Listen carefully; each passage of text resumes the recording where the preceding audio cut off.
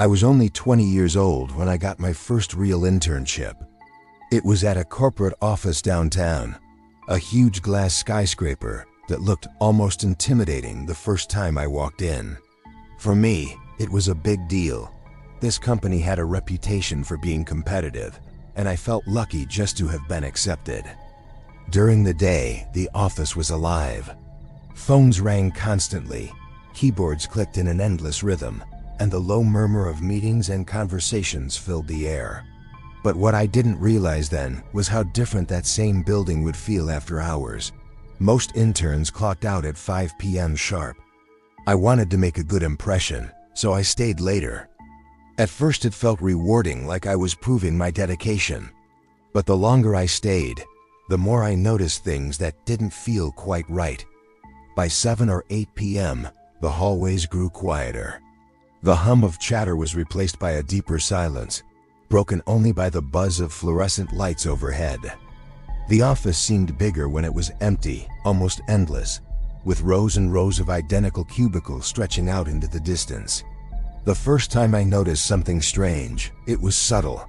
I was finishing a report when I heard footsteps. Slow, steady, echoing faintly down the hall. Relieved, I thought maybe it was security or the cleaning staff, but when I peeked out, the hallway was completely empty. The exit signs glowed red at the end of the corridor, but no one was there. I went back to my desk, brushed it off as my imagination.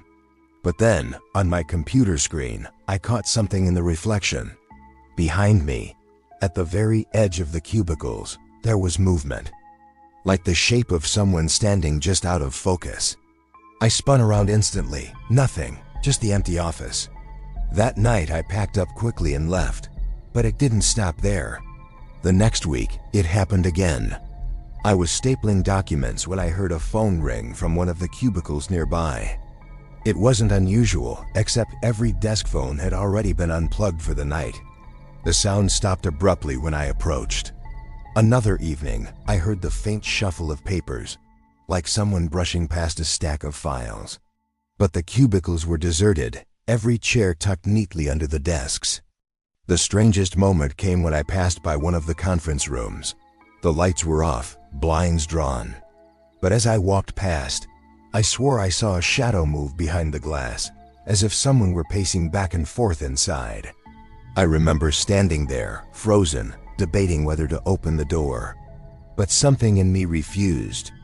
The longer I stayed late, the stronger the feeling grew that I wasn't alone.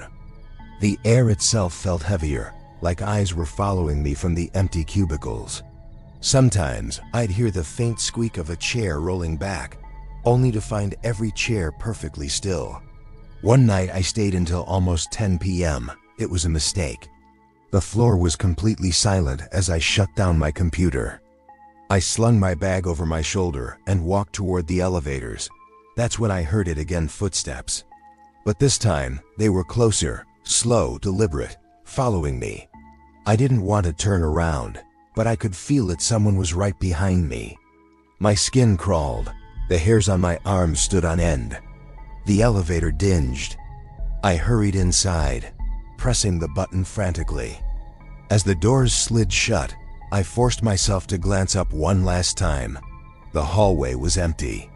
But right before the doors closed completely, I heard it, just the faintest sound of breathing. I never stayed late after that night. Not once. And even now, whenever I pass that building, I feel that same unease, like the walls are holding on to something, waiting.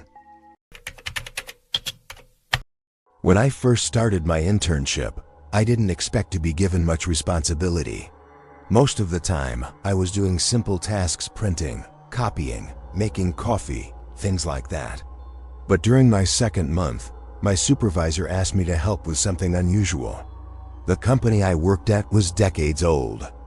They had a whole floor dedicated just to storage rows of filing cabinets, dusty shelves stacked with boxes, and archives stretching farther than I could see. Most employees never went down there. One evening, close to closing time, my supervisor handed me a key. "Take these files down to the archive room," he said casually. It sounded simple enough. I didn't realize how strange that floor would feel until I stepped inside. The elevator doors opened, and right away, the air was cooler, heavy, the kind of quiet that presses on your ears.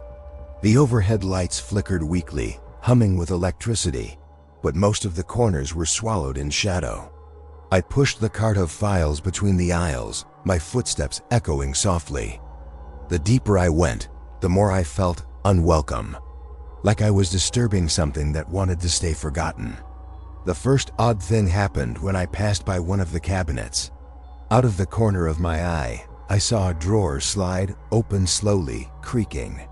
I froze, but when I turned, it was closed tight, like it had never moved at all.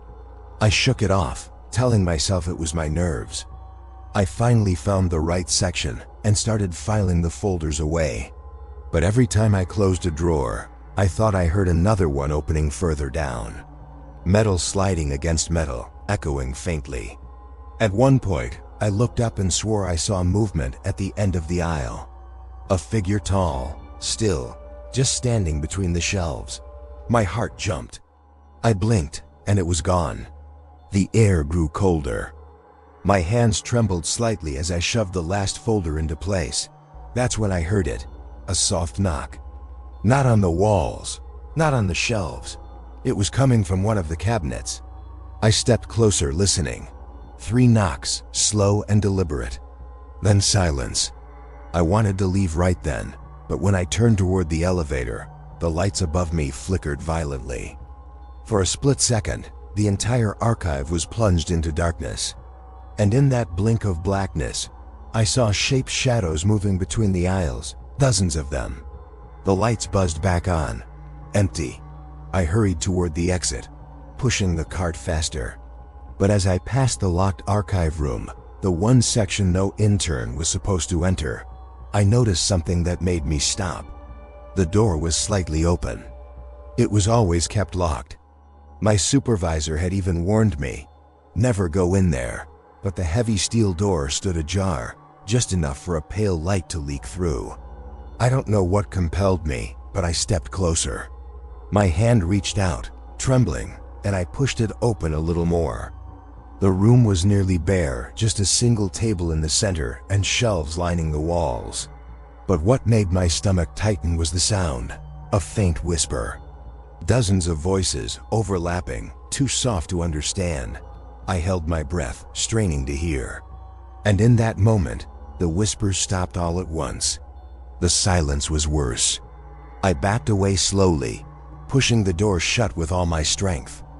As soon as it clicked closed, the overhead lights went out completely, pitch black. I fumbled for my phone, turning on the flashlight. The beam cut through the dark, and in that circle of light, I saw them. Handprints, pressed into the dust along the cabinets, smeared across the glass, scattered on the floor. Dozens, maybe hundreds. And then, my phone light flickered. In that brief stutter of darkness, I saw figures standing between the aisles, motionless, watching, my breath caught in my throat. When the light steadied, they were gone. I didn't wait another second. I ran to the elevator, slamming the button until the doors opened. As they closed behind me, I could swear I heard the sound of drawers sliding open all at once, hundreds of them echoing into the dark. When I told my supervisor the next day, he just gave me a look I'll never forget. He didn't laugh. He didn't dismiss it. He just said, "You shouldn't have gone near that door." I never stepped into the archives again. And to this day, whenever I think about that floor, I can still hear it, the sound of those drawers sliding open, and something inside waiting. During my internship, one of the tasks I dreaded most was staying late. Most interns got to leave around 5 or 6, but sometimes my supervisor asked me to stick around to help with small projects. Usually it wasn't a big deal sorting documents, setting up for a presentation, or taking notes. But there was one night. I'll never forget it. The company had a large conference room on the 12th floor. It was where they held important meetings, but after hours, it always looked unnerving. Long polished table, a dozen empty chairs, dim lighting that cast tall shadows on the walls. That evening, I was told to set up the room for an early morning meeting. Projector, files, water bottles. Easy. When I entered, the air felt heavier than usual, like the room hadn't been used for months, even though I knew it had been occupied earlier that week.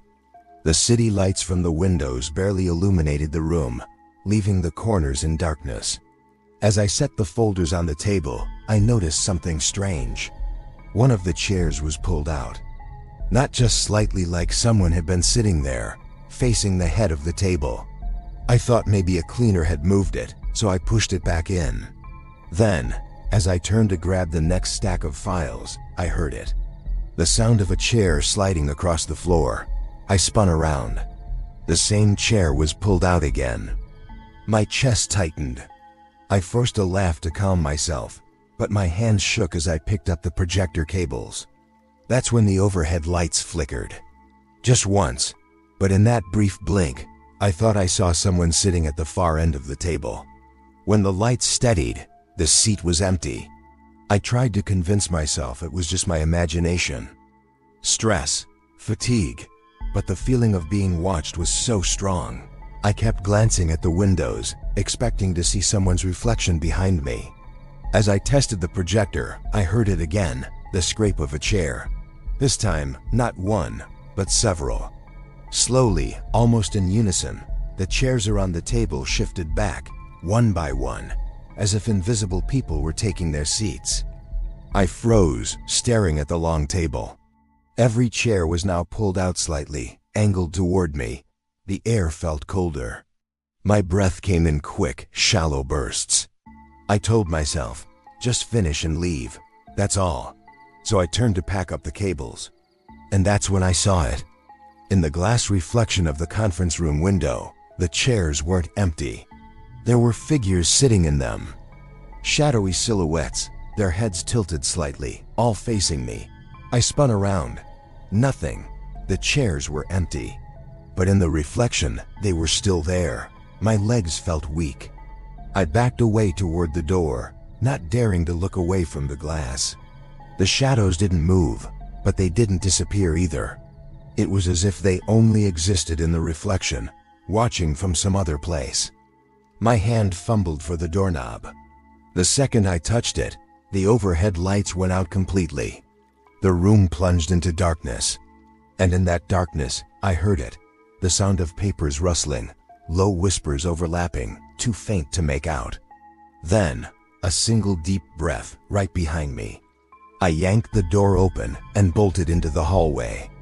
The fluorescent lights out there flickered, but at least they stayed on. I didn't look back until I was in the elevator, gripping the files tight against my chest. Just before the doors closed, I glanced back. Through the glass wall of the conference room, I could see the chairs. Every single one was neatly pushed in again.